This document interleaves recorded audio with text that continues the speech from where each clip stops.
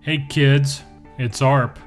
This is the ArpCast, somewhat live from the foothills of the Great Smoky Mountains in eastern Tennessee. Today we talk about different things, weird people, and maybe unicorns and rainbows. We read poetry and short stories too. Most of all, we keep it real. This is the ArpCast, starting now. ArpCast 32. We are into the 30s. We're here. I'm happy. These are good days. December 27, 2017. Counting it down. 2018 is almost here. 2017. No one cares. All the stuff. Who happened. Times. Thing. In general, I'm not, I'm glad to see Time taking an interest in what it's taken an interest in. But overall, who cares? I don't care. This is stuff that just happens. However, a lot of big things happened in 2017. Not all of them good, but that's life. Good, bad, up, down. Negative, positive. Big things happening in 2018 in the Trivedi household, in the palace, in the tea house. We'll keep you apprised of those things as they unfold, and hopefully we can make merry over them. That would be glorious. So I had a great conversation today at lunch with a colleague and a friend about the still life and the pleasant sense and aroma and spirit, or maybe lack thereof even, of the still life that existed 30, 40 years ago.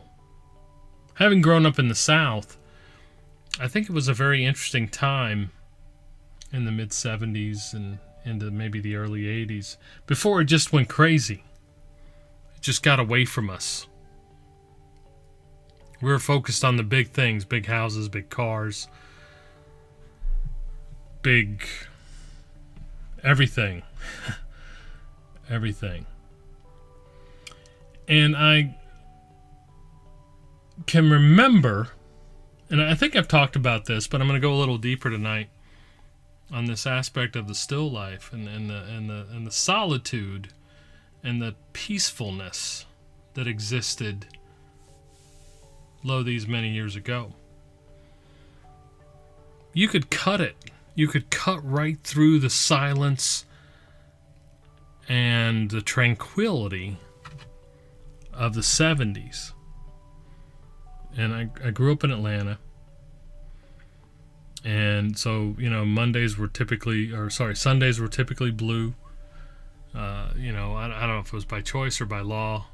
There was, people didn't shop, people didn't do anything. Just kind of hung out with their families, went to church, focused on something greater ideal.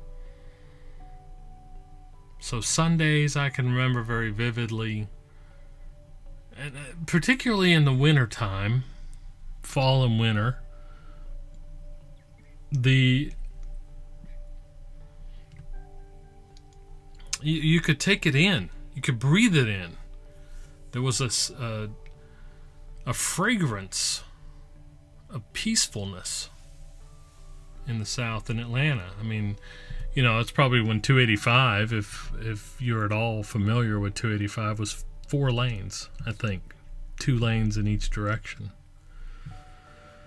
There was no Spaghetti Junction. There was none of that stuff. And people focused on something, I believe, that was greater than them. Be it family, be it God, be it rebuilding themselves. And you may look back in that and say, well, what of those little things? And I think they're very powerful. I think those moments for us, although somewhat missing today in action, are very important, just to sit there for a moment or two or 10 and think about something in absolute stillness. How wonderful does that sound? Embark on that ship. Get on that ship. Get on that, as my guru says, my teacher, that hone in on that, dial in on that frequency. I think it has a lot of power, especially today. One would even perhaps call it a differentiator. If you're able to find that, fine-tune that moment for yourself, your family, your community, instead of always trying to, win something or get ahead or knock someone off the road or whatever craziness it is. The introspective things.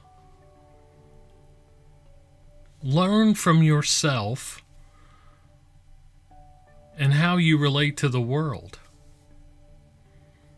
And I think that's been missing for the last 40 years. And I'm sure the folks, if someone had done this podcast, ArpCast, whatever you want to call it, 40 years ago, they'd say, well, wow, back in the 20s or 30s, it was peace and quiet. It wasn't all this running around. I get it. I do. I do appreciate it. And I guess I finally understand, in my mid-40s here, that there is something absolutely tragic about how we have gotten from point A to point B, but yet at the same time, we look at that mirror, that pendulum swing, and we go, wow, that's progress. Not doubting any of that. And there's going to be a tremendous amount of progress in my lifetime and down the road if we can manage to hold on. But the story of Atlanta in the 70s was incredible. I mean, it was, very much feels like Knoxville today. But even then in Knoxville, and I guess this story came up today at lunch because we went shopping on Christmas Eve, which was 3 or 4 days ago, and it was absolutely dead. And I think we both determined that it was a combination of the fact that it was a Sunday and it was Christmas Eve here in the Southland. And that kind of rose to the top as our primary reason as to why it was so slow.